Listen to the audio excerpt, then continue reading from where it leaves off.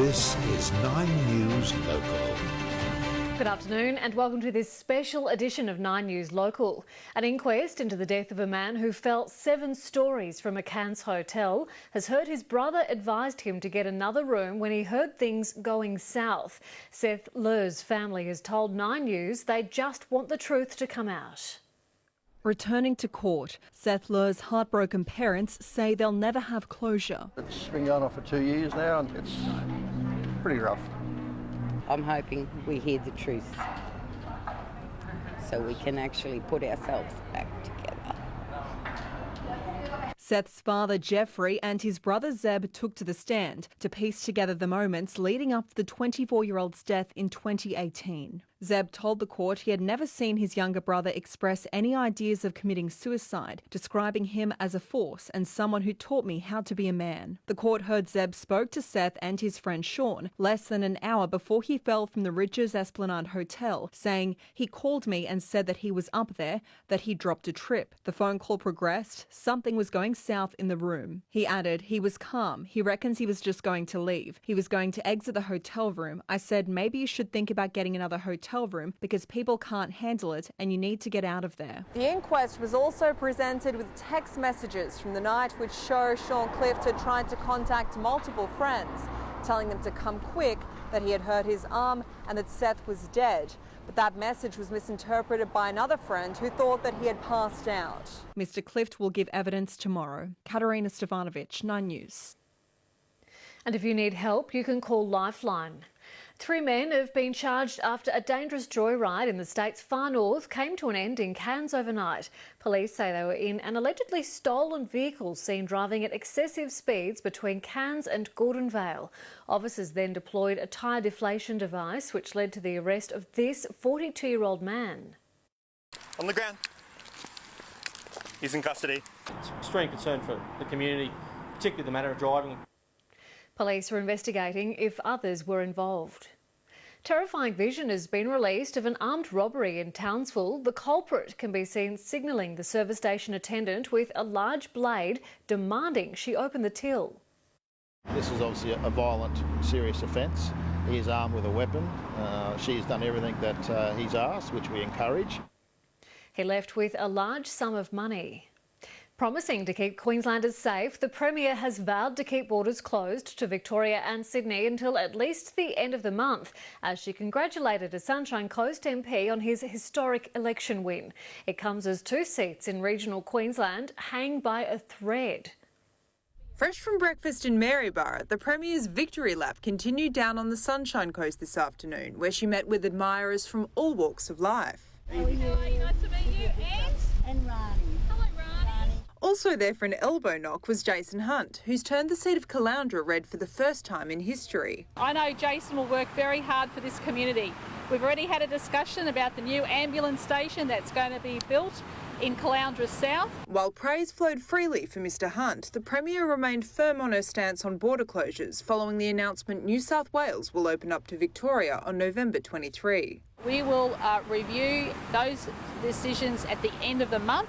Mr Hunt's unprecedented win comes as 2 seats in regional Queensland remain on a knife's edge, with Nicklin here on the Sunshine Coast and Bundaberg further north, still both too close to call. Among the former prison guards' first priorities in the new job, Computer, a printer, all of those sorts of things, and then I can really, start and sit down and get my teeth into it. Lexi Junowick, 9 News. Police are searching for a man in Rockhampton this afternoon, wanted over 2 attacks in the city's north overnight. They say he assaulted 3 people outside the Berserker Tavern, leaving 1 in hospital with head injuries. He was reportedly yelling and acting aggressively before the 2 altercations, which was sparked when passers-by tried to calm him down. It affects thousands of Queenslanders every day, and now in an Australian first, a Cairns clinic is helping children suffering from rheumatic heart disease maintain their treatment into adulthood, and it's hoped more just like it will be rolled out across the state. Cuffrey Guyton was diagnosed with rheumatic heart disease when he was 9 years old, an illness which left untreated can be life-threatening. Rheumatic disease is an infection that people get, particularly Indigenous children. There's an immune reaction to that infection that actually damages the heart. Since then, he's received treatment through a paediatric clinic in Cairns. Now 18, it'll be the adult cardiology service, and that's where the new transition care clinic comes in. What we're trying to do is hand over their care, make sure that that's a smooth process of sharing information, making sure that the teenager is prepared. It's the first of its kind in Australia, targeting patients between 14 and 17 years old. In Queensland, there are currently 3,098 active cases, with 73% of these patients Aboriginal or Torres Strait Islander, and nearly half of those are based in the state's far north. We hope it makes a difference. We hope it'll improve the outcomes for children. Because it's common in Indigenous kids, it helps him to possibly, help others. The clinic giving youth the tools to live a long and healthy life. Donna Sherwood, 9 News. It's been a long time coming, but the State of Origin is finally here. As players prepare for tonight's big clash, fans are getting into the spirit. Nowhere more so than right here in regional Queensland. Two states going head-to-head, and 2 years since the Maroons have taken the trophy. Fans are hungry for a win. Go the Queenslander! Some mixed messages from some fans caught out in the wrong colour. I'm going for the Maroons. Just happened to be in blue. Yeah. Fans getting decked out had sports stores selling out of jerseys. They have been extremely popular. Unfortunately, yes, blues sell really well as well. This Sunshine Coast Surf Club getting into the spirit. Should be a good game of footy, so we're all excited. Giving a couple of Origin packs away, and a bit of footy food before and at half time. This Rockhampton butcher getting creative with colour, serving up his famous Origin snags. But hungry Blues fans needed to hurry, a slight bias in quantities. 20 of the maroon and probably 10 of the blue.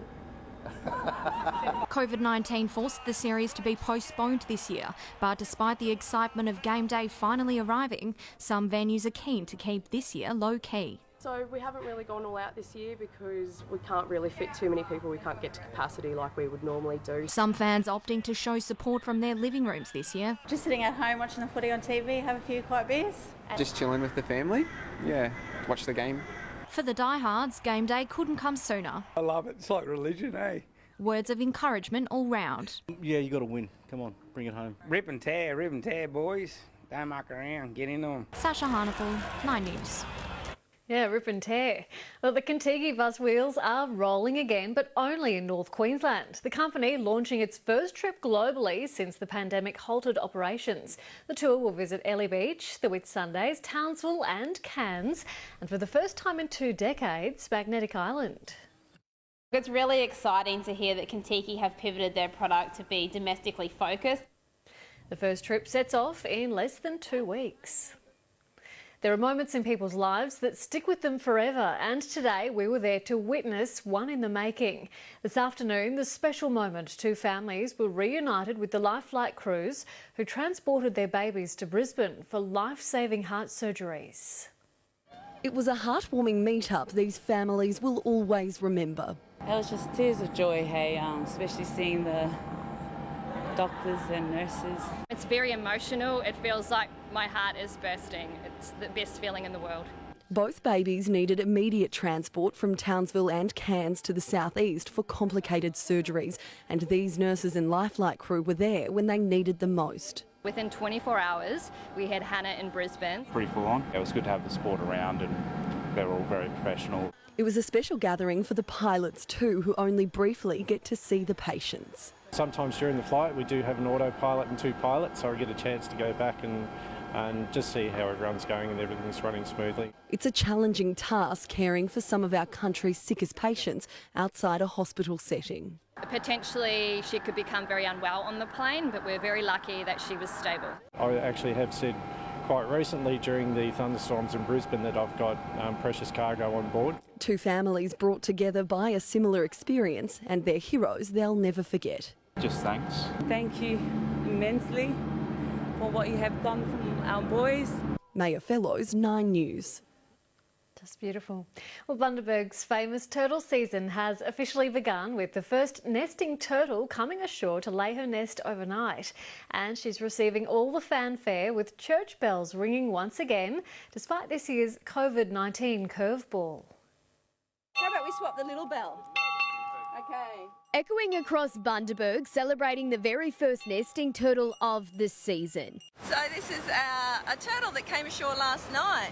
This is the most exciting thing to see on the beach today. These tracks, the first of hundreds expected, kick-starting the annual affair. So earlier in the week we had a flatback turtle ashore at Monrepo that came ashore but did not lay. She came back last night and laid her eggs. Rangers, with the help of Bundaberg students, now spreading the word by ringing the church bells, a local tradition, leaving kids in awe. It means the turtles are laying their eggs. Is that exciting?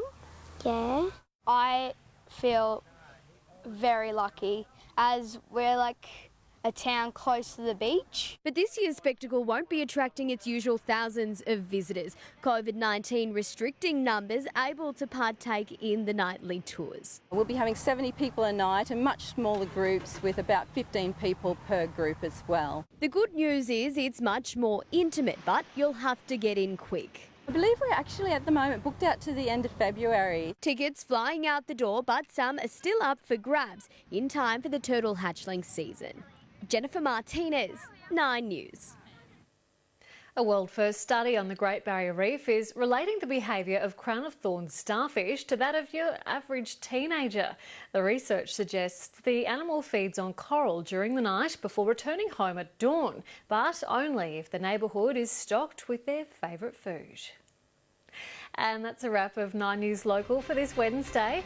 I'm Samantha Heathwood. Thanks for watching. Go the Maroons.